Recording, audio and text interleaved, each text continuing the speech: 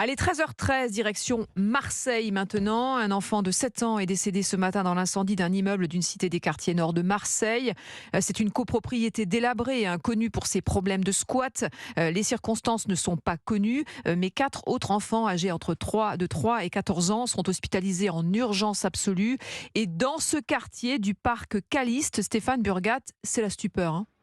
La stupeur, en effet, et on comprend bien la violence de cet incendie quand on voit la façade du bloc qui est noircie par la suite du 2e étage jusqu'au toit. Et donc dans ce quartier paupérisé, le voisinage est sous le choc bien sûr, mais pas surpris.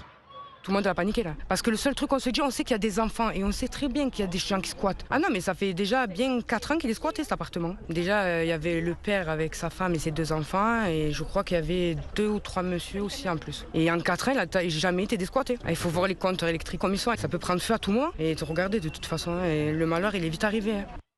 Et dans ce contexte de dérive entre les squatteurs, les marchands de sommeil également, tout le monde ici redoutait effectivement un tel drame, nous confirme Patrick. Il est résident de la copropriété et vice-président du conseil syndical.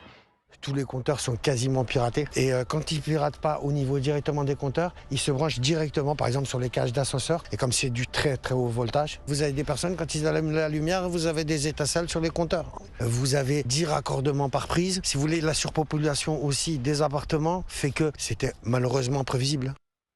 Et selon le maire de Marseille, Benoît Payan, qui est venu sur place tout à l'heure, la police scientifique devrait être en mesure de confirmer rapidement les causes précises de ce drame. Stéphane Burgat en direct de Marseille pour Europe 1.